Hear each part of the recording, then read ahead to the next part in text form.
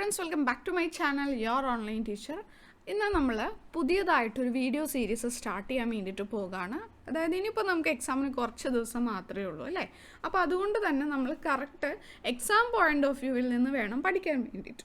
ചുമ്മാ എല്ലാ ടോപ്പിക്സും ഇങ്ങനെ വെറുതെ വലിച്ചു വാരി പഠിക്കാതെ ഫ്രൂട്ട്ഫുള്ളായിട്ട് ഇനിയുള്ള സമയങ്ങൾ നമ്മൾ ഉപയോഗിക്കണം അല്ലേ. അപ്പോൾ അതുകൊണ്ട് തന്നെ നമ്മുടെ സ്റ്റഡി കുറച്ച് നമ്മൾ മാറ്റണം. അതായത് ഒരു ചാപ്റ്റർ എടുത്ത് ആദ്യം മുതൽ അവസാനം വരെ വായിച്ച് അതിൽ ഒരുപാട് മണിക്കൂറുകൾ സ്പെൻഡ് ചെയ്യുന്നു, ദെൻ എന്നാൽ പഠിച്ചതൊന്നും മനസ്സിലില്ല, അങ്ങനെയുള്ള സിറ്റുവേഷൻസൊക്കെ വരുന്നുണ്ട് അല്ലേ. അപ്പോൾ അത് ഒഴിവാക്കുന്നതിന് വേണ്ടിയിട്ട് നമ്മൾ ഇനി പുതിയൊരു വീഡിയോ സീരീസ് ഇന്ന് മുതൽ സ്റ്റാർട്ട് ചെയ്യുന്നത് എങ്ങനെയാണെന്ന് വെച്ചിട്ടുണ്ടെന്നുണ്ടെങ്കിൽ ഓരോ സബ്ജക്റ്റിൻ്റെയും ഓരോ ചാപ്റ്റേഴ്സിലെയും ഡീറ്റെയിൽഡ് ആയിട്ടുള്ള വീഡിയോസ് ചെയ്തിട്ടുണ്ടല്ലോ നമ്മൾ. അത് കൂടാതെ എന്ത് ചെയ്യാൻ വേണ്ടിയിട്ട് പോകുകയാണ്, ഓരോ ചാപ്റ്ററിലെ ഏറ്റവും ഇമ്പോർട്ടൻ്റ് ആയിട്ടുള്ള ക്വസ്റ്റ്യൻസ് ഏതാണെന്ന് നിങ്ങളെ പരിചയപ്പെടുത്തി തരികയും, ക്വസ്റ്റ്യൻസ് മാത്രം നമുക്ക് കിട്ടിയിട്ട് കാര്യമില്ല അല്ല, അതിൻ്റെ ആൻസറും കൂടി അറിയണം. സോ അതിൻ്റെ ആൻസറും എക്സ്പ്ലെയിൻ ചെയ്തു തരണം. അങ്ങനെ ഓരോ പാഠത്തിലെയും ഇമ്പോർട്ടൻറ്റ് ക്വസ്റ്റ്യൻസ്, അതിൻ്റെ ആൻസേഴ്സ് അങ്ങനെ പഠിച്ചു പോയാൽ മാത്രമാണ് ഇനി നമുക്ക് കാര്യമുള്ളൂ അല്ലേ. സോ അതുകൊണ്ട് അങ്ങനെ ഒരു വീഡിയോ സീരീസ് നമ്മൾ ഇന്ന് സ്റ്റാർട്ട് ചെയ്യണം. ഫസ്റ്റ് നമ്മൾ ബിസിനസ് സ്റ്റഡീസ് വെച്ചിട്ടാണ് സ്റ്റാർട്ട് ചെയ്യുന്നത്. ബിസിനസ് സ്റ്റഡീസിൻ്റെ 1-2 ചാപ്റ്റേഴ്സ് കൂടി ചെയ്യാൻ വേണ്ടിയിട്ടുണ്ട്. അത് ഉടനെ തന്നെ ചെയ്യുന്നതായിരിക്കും. അതായത് ഒരു ചാപ്റ്റർ മുഴുവനും ഒരു വീഡിയോയിൽ കവർ ചെയ്യുന്ന രീതിയിൽ അങ്ങനെയും നിങ്ങൾക്ക് വീഡിയോസ് നമ്മുടെ ചാനൽ അവൈലബിൾ ആണ്. അതുകൂടാതെ എക്സാം പോയിൻ്റ് ഓഫ് വ്യൂവിൽ നിന്ന് ഓരോ പാഠത്തിൽ നിന്ന് ഇമ്പോർട്ടൻ്റ് ആയിട്ടുള്ള ചോദ്യങ്ങൾ ഏതാണ്, അതിൻ്റെ ആൻസേഴ്സ് ഏതാണെന്നുള്ള രീതിയിൽ അങ്ങനെയും. അപ്പോൾ എല്ലാ തരത്തിലുള്ള വീഡിയോസും, ഇമ്പോർട്ടൻറ്റ് ക്വസ്റ്റ്യൻസ്, ഇമ്പോർട്ടൻറ്റ് ആൻസേഴ്സ്, ഒരു ചാപ്റ്റർ മുഴുവൻ അങ്ങനെ കംപ്ലീറ്റ് നിങ്ങൾക്ക് കിട്ടുന്നുണ്ട്. സോ അതുകൊണ്ട് തന്നെ ഇത്തവണ നമുക്ക് +2ൻ്റെ മെയിൻ എക്സാമിന് 1 മാർക്ക് പോലും പോകാൻ വേണ്ടിയിട്ട് പാടില്ല, ആരും തോൽക്കാനും പാടില്ല. ഓക്കെ, അപ്പോൾ അതിനെല്ലാം നല്ലൊരു മാർക്ക് സ്കോർ ചെയ്യുന്നതിനെല്ലാം ഈ ഒരു വീഡിയോ അല്ലെങ്കിൽ നമ്മുടെ ചാനൽ നിങ്ങളെ ഹെൽപ്പ് ചെയ്യുമെന്ന് വിചാരിക്കുന്നു. വീഡിയോസ് എല്ലാം നിങ്ങൾക്ക് ഇഷ്ടപ്പെടുന്നുണ്ടെങ്കിൽ ഒന്ന് വീഡിയോ ലൈക്ക് ചെയ്യുക, അതുപോലെ തന്നെ താഴെ കമൻറ്റ് ചെയ്ത് അതൊന്ന് അറിയിക്കുക കേട്ടോ. പിന്നെ ഇതേപോലെ ഓരോരോ ന്യൂ സീരീസ് നമ്മൾ സ്റ്റാർട്ട് ചെയ്യുന്ന സമയത്ത് അതൊന്നും മിസ്സാകാതിരിക്കാൻ വേണ്ടിയിട്ട് ചാനൽ സബ്സ്ക്രൈബ് ചെയ്യാം. അപ്പോൾ നമ്മുടെ ഈ ഒരു വീഡിയോ സീരീസ് ഇനി ഇങ്ങനെ ചെയ്യുന്നത് നിങ്ങൾക്ക് ഹെൽപ്ഫുൾ ആണോ, അത് അത്യാവശ്യമാണോ, അത് വേണ്ടയോ എന്നൊക്കെയുള്ള നിങ്ങളുടെ അഭിപ്രായങ്ങൾ കൂടി താഴെ ഒന്ന് കമൻറ്റ് ചെയ്യുക. ബിസിനസ് സ്റ്റഡീസിൻ്റെ മാത്രമല്ല കേട്ടോ, business studies, accountancy, economics, then എന്താണ് കമ്പ്യൂട്ടർ ആപ്ലിക്കേഷൻസ്, അങ്ങനെ ഈ സബ്ജക്ട്സിൻ്റെ എല്ലാം ഓരോ ചാപ്റ്റർ വൈസിൽ ഇമ്പോർട്ടൻറ്റ് ക്വസ്റ്റ്യൻസ്, അതിൻ്റെ ആൻസേഴ്സ്, അങ്ങനെ എല്ലാം നമ്മൾ ഡിസ്കസ് ചെയ്യുന്നതായിരിക്കും. ബോത്ത് +1 ആൻഡ് +2, +1ഉം +2 എല്ലാം ചെയ്യുന്നതായിരിക്കും കേട്ടോ. സോ ആരും വറീഡ് ആകട്ടെ. സോ ബിസിനസ് സ്റ്റഡീസിൽ ആദ്യത്തെ പാഠമാണ് nature and significance of management. അത്യാവശ്യം വലിയൊരു ചാപ്റ്ററാണ്, അത്യാവശ്യം വെയിറ്റേജ് ഒക്കെ ഉള്ള ഒരു ചാപ്റ്ററാണ് അല്ലേ.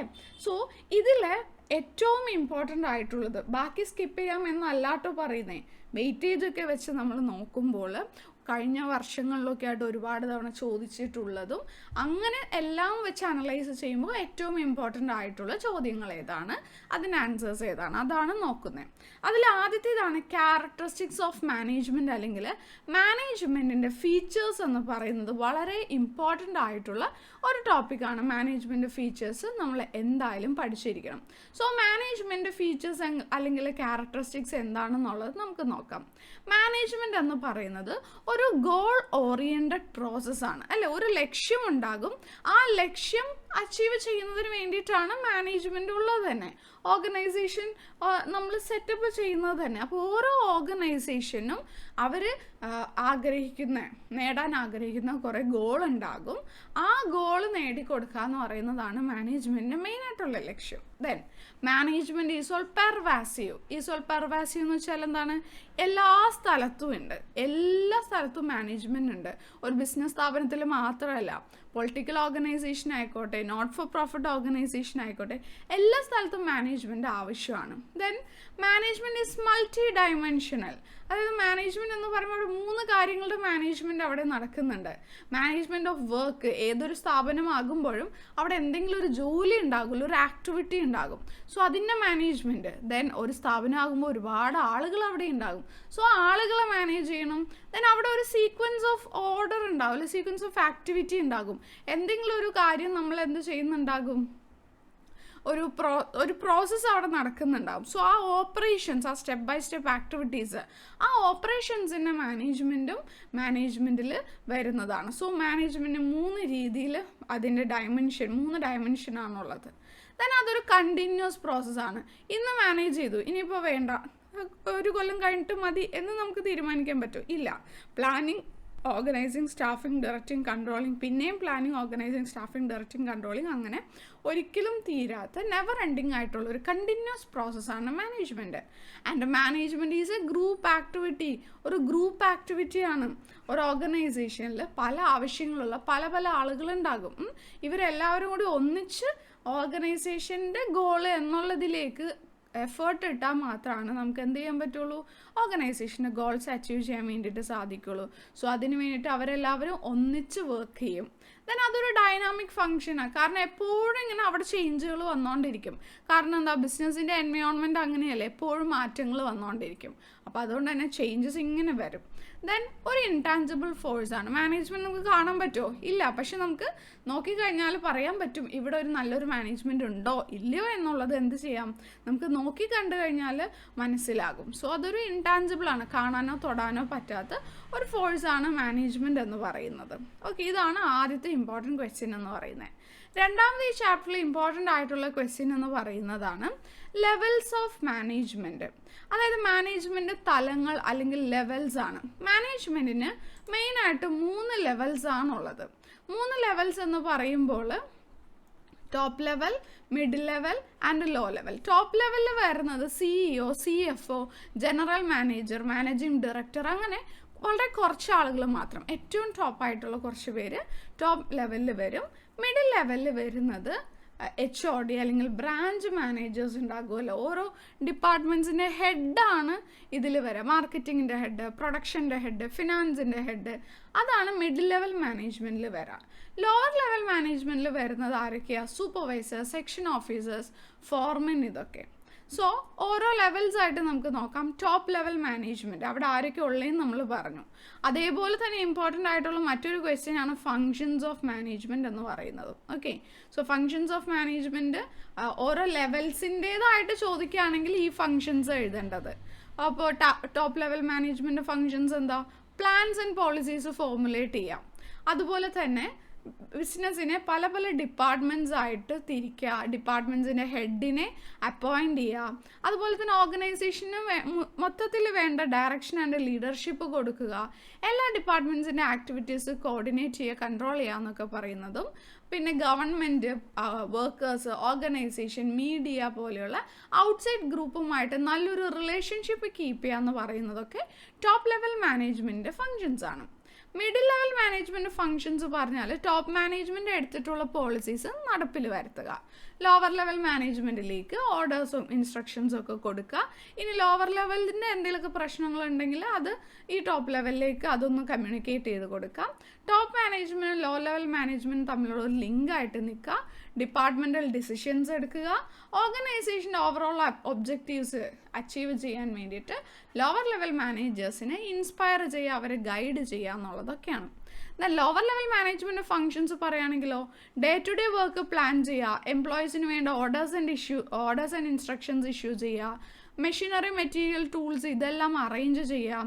ദെൻ വർക്ക് പ്രൊസീജിയേഴ്സൊക്കെ വർക്കേഴ്സിനൊന്ന് പറഞ്ഞു കൊടുക്കുക, അവരുടെ പെർഫോമൻസ് ഇവാലുവേറ്റ് ചെയ്യുക, എന്തെങ്കിലും മാറ്റങ്ങൾ വരുത്താനുണ്ടെങ്കിൽ അത് വരുത്തുക, ഹയർ അതോറിറ്റീസിന് റിപ്പോർട്ട് കൊടുക്കുക. ദെൻ ഈ ലോവർ ലെവലിലുള്ള എംപ്ലോയീസിൻ്റെ പ്രശ്നങ്ങളൊക്കെ ഹയർ അതോറിറ്റീസിലേക്ക് കമ്മ്യൂണിക്കേറ്റ് ചെയ്യുക എന്നൊക്കെ പറയുന്നതാണ് ആരുടെ ഫങ്ഷൻസ് വരുന്നത്? ലോവർ ലെവൽ മാനേജ്മെൻറ്റ് ഫങ്ഷൻസ് വരുന്നത്.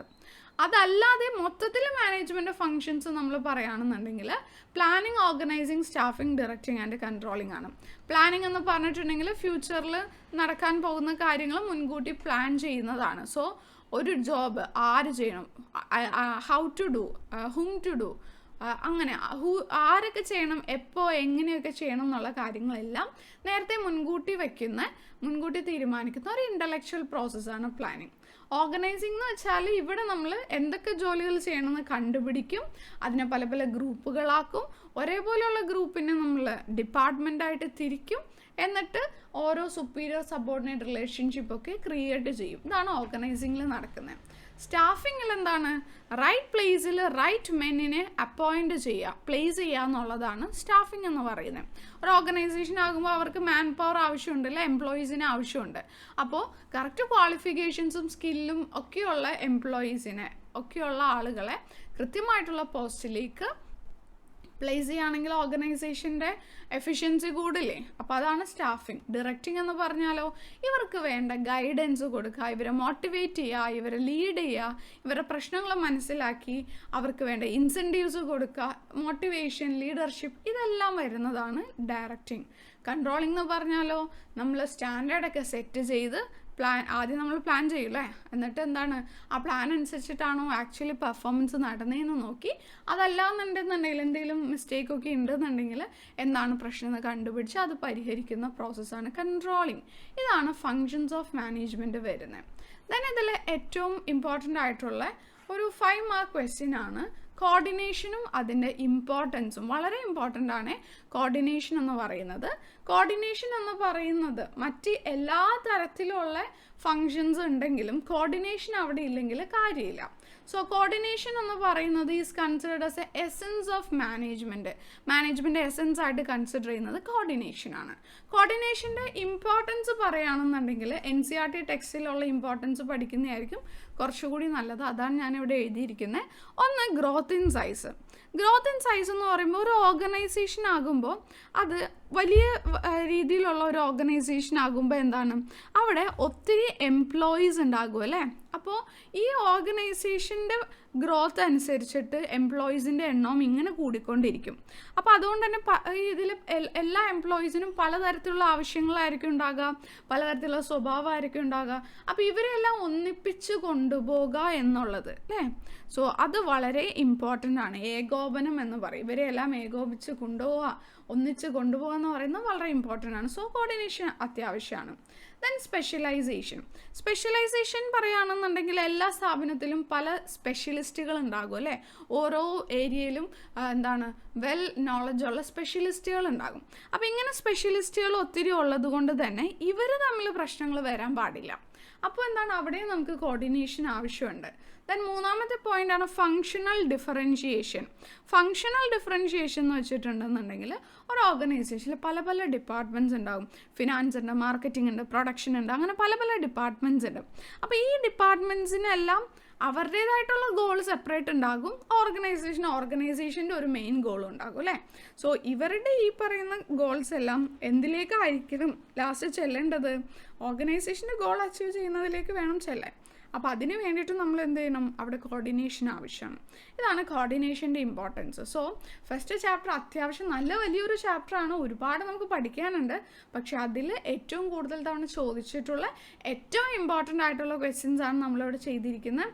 ഡീറ്റെയിൽഡ് ആയിട്ട് ചെയ്തിട്ടുള്ള വീഡിയോസ് ഉണ്ട്. അതിൻ്റെയും ലിങ്ക് ഡിസ്ക്രിപ്ഷനിൽ കൊടുത്തേക്കാം. വീഡിയോ ഹെൽപ്ഫുൾ ആണോ എന്നുള്ളത് താഴെ കമൻറ്റ് ചെയ്ത് അറിയിക്കുക. താങ്ക്